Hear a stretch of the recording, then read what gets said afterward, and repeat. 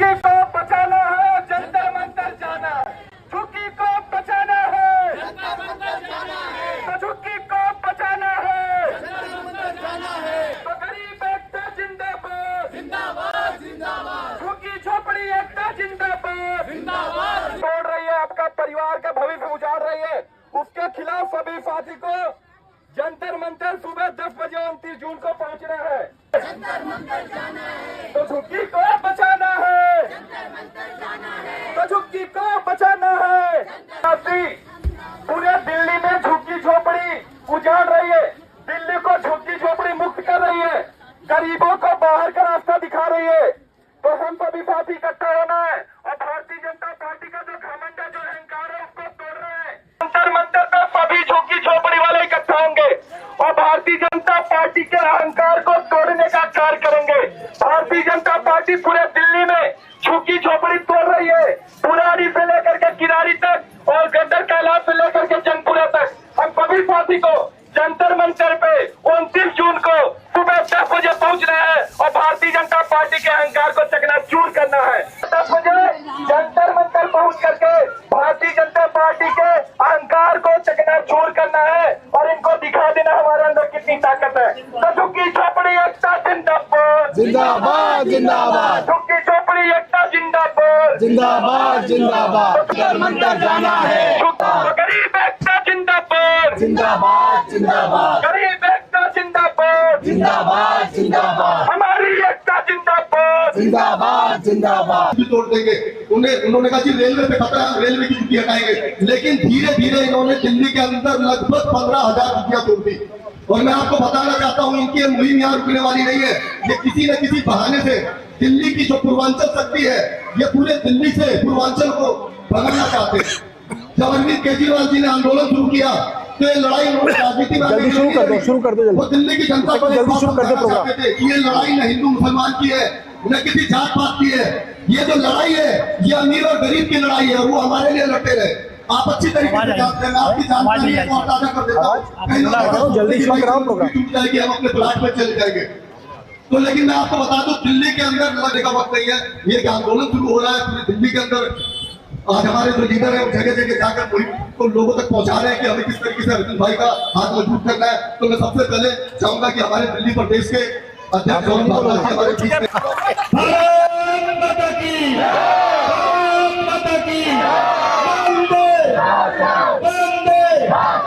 हम सबके बहुत ही महबूब नेता आदरणीय सौरभ भारद्वाज जी, इस क्षेत्र के निगम पार्षद और हमारे गुरुकुल जोन के चेयरमैन पुनीत राय जी, हमारे निगम में साथी बहन सारिका चौधरी जी, निगम पार्षद साथी बहन अलका ढेंगरा जी और मेरे साथी अंदर सत्ता में आई है, उनको सिर्फ एक काम रह गया है कि कैसे गरीब को उजाड़ना है, कैसे गरीब की झुग्गी को उजाड़ना है, कैसे गरीब के रोजगार को उजाड़ना है।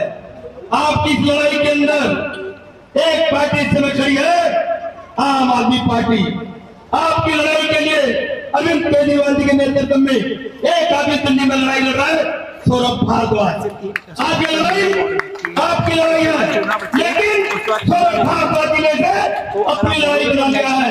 ये दिल्ली के अंदर घूम घूम कर बचाने के लिए भाग रहे हैं, बचाने के लिए दौड़ रहे हैं। मैं आपके बीच में ज्यादा समय नहीं लेना चाहता, सिर्फ एक बात कहना चाहता हूँ, एक नारा लगा के जवाब देंगे। झुग्गी को बचाना है, जंतर मंतर जाना है, झुग्गी को बचाना है, झुग्गी को बचाना है, झुग्गी को बचाना है, झुग्गी को बचाना है। उसके विरुद्ध हम आवाज उठाने के लिए एकत्र हुए हैं। आज हम आपके सहयोग के लिए आपके साथ खड़े हुए हैं। 29 तारीख को आप लोगों ने हमारे साथ खड़ा होना है और सबको दिखाना है कि हम सब एक हैं और हम झुग्गी झोपड़ी नहीं टूटने देंगे। जब उन्होंने प्रॉमिस किया था कि झुग्गी झोपड़ी टूटेगी तो पहले मकान देंगे, पर उन्होंने अपना वादा पूरा नहीं किया है। तो एक बार पूरे झारखंड की तरफ से धन्यवाद। और हमारे सुख के साथी मैं चाहूंगा कि हमारे बीच में पुनीत जी अपने शब्द रखे और इनकी हर लड़ाई में और दिल्ली सरकार की लड़ाई में हम सब भागी। साथ हो गए, नहीं हो गए, हाथ पकड़ के आओ। एक बार पुनीत भाई,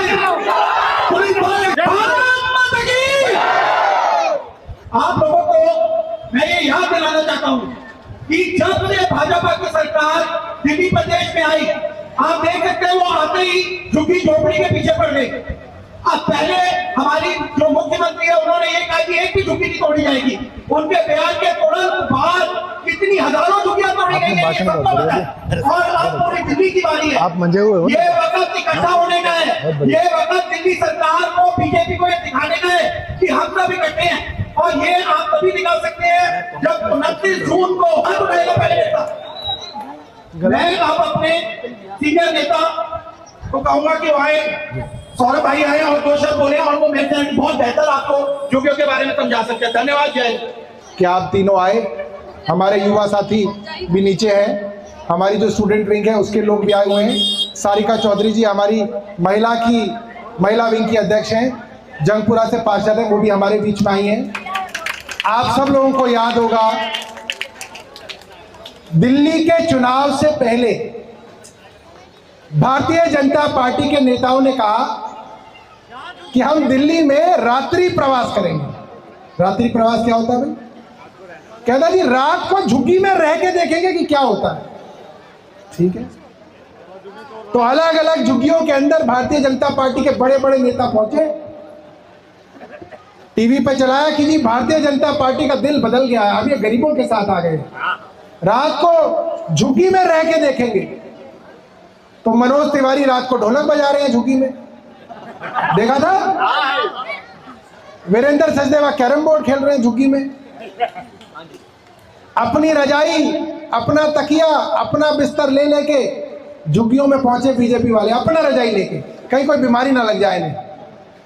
अपनी प्लेट, अपनी कटोरी, अपनी सब्जी, अपनी रोटी लेके झुग्गियों में पहुंचे, अपनी प्लेट में अपने घर की रोटी खाई, फोटो खिंचवाई। देखो जी हम झुग्गी वालों के साथ भी खाना खा रहे हैं, देखी थी फोटो सबने। ये नौटंकी इसलिए हो गई ताकि दिल्ली के भोले भाले गरीब लोगों को बेवकूफ बना जाए, क्योंकि गरीब आदमी को माँ बाप ने सिखाया है, दादा दादी ने सिखाया कि बेटा बीजेपी कभी गरीब के साथ नहीं रही, सिखाया है, हमेशा सिखाया कि बीजेपी धन्ना सेठों की पार्टी है, गरीबों के साथ कभी बीजेपी ने भला नहीं किया।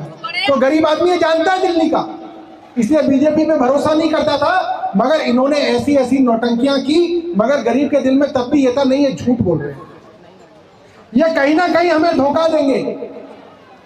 और केजरीवाल जी ने कहा कि 5 साल नहीं 1 साल में अगर ये सरकार में आ गए तो 1 साल में दिल्ली की झुग्गी झोपड़ियों को तोड़ना शुरू करेंगे। अभी तो 1 साल नहीं 3 महीने हुए, इन्होंने कितनी झुग्गियां तोड़ दी आप लोगों को मालूम है। तो बीजेपी को लगा भाई ये केजरीवाल जी तो सब जगह बता रहे हैं। तो देश के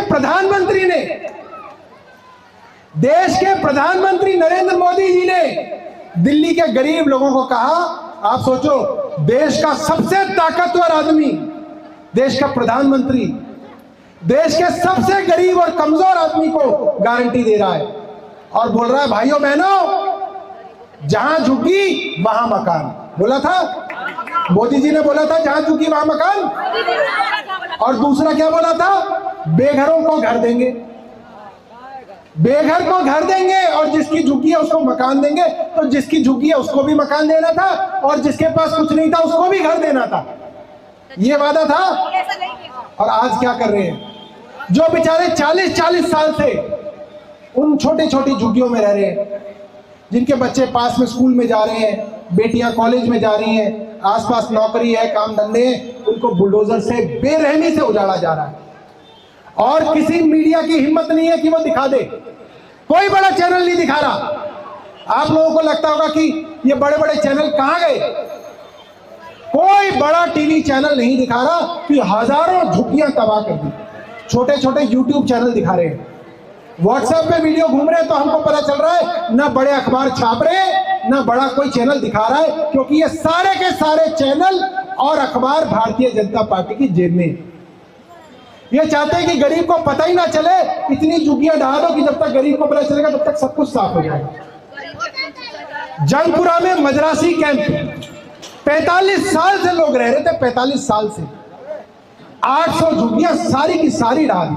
और क्या कह के ढाते हैं ये भी समझ लो। सबसे पहले मद्रासी कैंप के अंदर दुकानों के ऊपर बुलडोजर चलाया और झुग्गी वालों को बोला अरे तुमको कुछ नहीं कहेंगे, सिर्फ दुकानों को कर रहे हैं, तुम चिंता मत करो, सिर्फ दुकानों को कर रहे हैं। तो पहले दुकानें उड़ाई, फिर नाले के पास 2 लाइन थी, कह रहे बस ये 2 लाइन और उड़ा देते, 2 लाइन उड़ाई। बाकी झुग्गी वाले बोले कि कोई बात नहीं, दुकान वाले जा रहे हैं। अरे आगे की 2 लाइन वालों का दिक्कत है, कोई बात नहीं, हमारी तो बची हुई है। और फिर सुबह 5 बजे 3 दर्जन बुलडोजर आए, 3 दर्जन बुलडोजर, 500 पुलिस वाले। सारिका जी को मालूम है, सारिका जी के पड़ोस का वार्ड है, सारे के सारी 800 साढ़े 800 झुग्गियां ढहा के खत्म कर दी। 850 झुग्गियां पहले ढाते थे तो कहते थे ये तो रोहिंग्या है, ये तो बांग्लादेशी है, ऐसे कहके बेवकूफ बनाते थे। तो जो हमारे हिंदू भाई थे वो कहते अच्छा अच्छा मुसलमानों के ऊपर चल रहा है, और कहते थे जय श्री राम। और अब मद्रासी कैंप में एक एक आदमी दक्षिण भारत का हिंदू था, जाके पता कर लेना, एक एक आदमी हिंदू था। हिंदू मुसलमान की बात तो आपके बीच में फैलाई जाती है ताकि पब्लिक को बेवकूफ बनाया जाए। वजीरपुर के अंदर जितनी झुग्गियां ढाई, 80% लोग हिंदू हैं। इक्का दुक्का मुसलमान तो हर जगह होता है, हर कॉलोनी में होता है, वहां भी थोड़े बहुत है। तो ये मामला हिंदू मुसलमान का नहीं है, ये तो बेवकूफ बनाने के लिए हिंदू मुसलमान बांग्लादेशी रोहिंग्या वाली बात चलाते हैं। ये गरीबों को हर जगह से हटा रहे हैं। जब मद्रासी कैंप के अंदर झुग्गियां टूटी, वजीरपुर वालों ने बोला अरे हमें क्या, हमारी तो टिकी हुई है। फिर जब वजीरपुर में टुकड़ी तो बवाना वालों ने कहा अरे हमारी तो बची हुई है। फिर बवाना में भी टूटी, फिर गोकुलपुरी में टूटी, फिर एंड्रयूसगंज में टूटी, और अब जहां देखो वहां पे झुग्गियों के ऊपर बुलडोजर चल रहा है। अगर इसी तरह से बुलडोजर चलता रहा, दिल्ली में से सब गरीब लोगों को ये भगा के यूपी और बिहार पहुंचाएंगे। इनका यही इनकी कोशिश है कि गरीब आदमी को यहां से भगाया जाए। और ये लोग ये नहीं सोच रहे कि इतनी बड़ी बड़ी कोठियों के अंदर रोटियां कौन बनाती हैं? हमारी झुग्गी में रहने वाली लेडीज बना रही हैं। बड़ी बड़ी कोठियों के अंदर बर्तन कौन मांज रहा है? उनके बच्चों को कौन पाल रहा है? ये झुग्गी में रहने वाली गरीब औरतें पाल रही हैं। उनके प्रेस पे कपड़ों में प्रेस कौन कर रहे हैं? धोबी झुग्गियों में रहते हैं। उनके ड्राइवर कहां से आते हैं? कोठियों में रहते हैं उनके ड्राइवर, इन्हीं झुग्गियों में उनके ड्राइवर रहते हैं।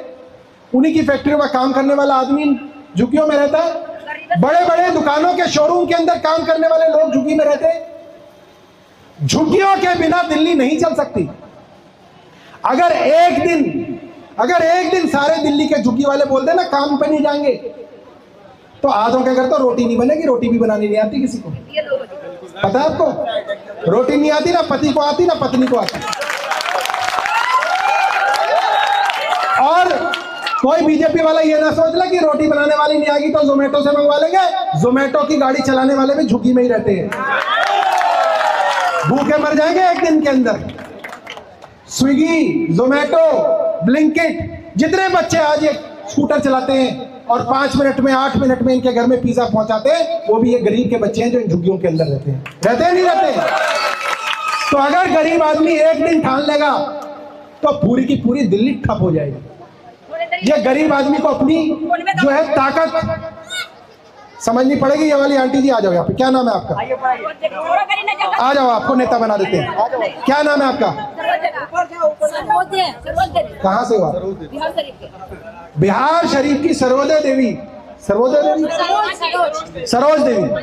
ये मुझे कह रही थी कि एक लकड़ी तो तोड़ देते, गट्ठा नहीं टूटता।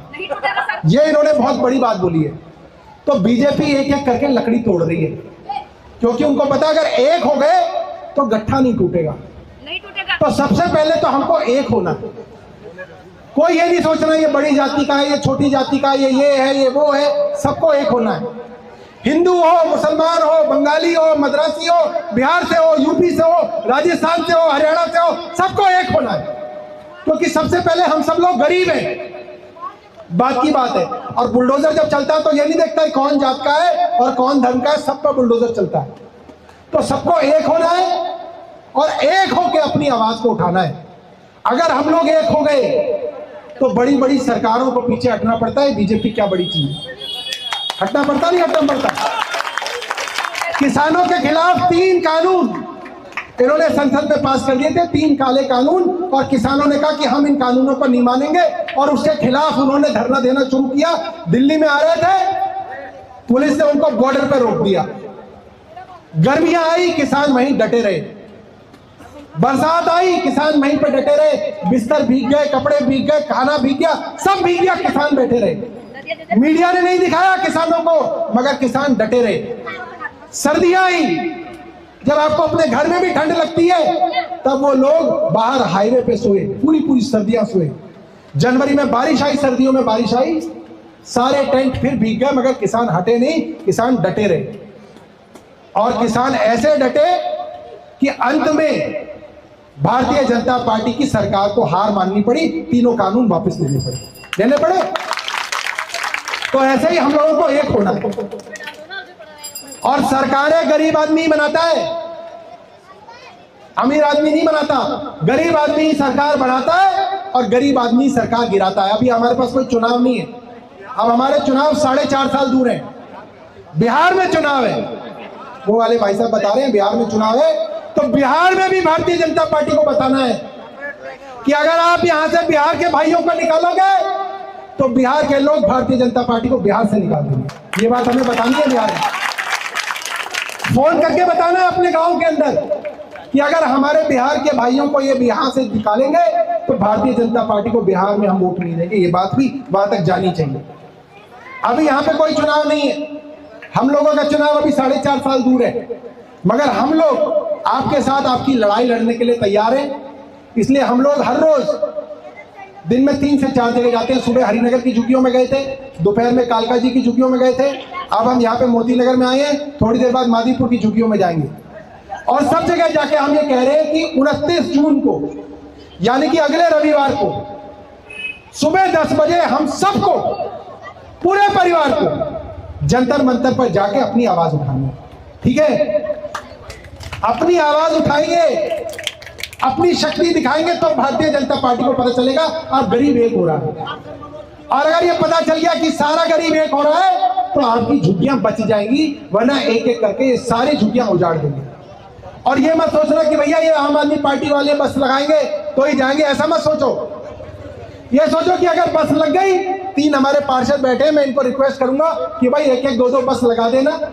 मगर अगर बस ना लगी तो ये ना सोचे कि अरे बस तो लगाएंगे, ये सोचो कि अगर बस नहीं लगी तो बाइक से जाएंगे, अपने स्कूटर से जाएंगे, ऑटो से जाएंगे, बस में टिकट लेके जाएंगे, मेट्रो से जाएंगे, रिक्शे से जाएंगे, कुछ नहीं मिलेगा तो पैदल जाएंगे, मगर जंतर मंतर जाएंगे।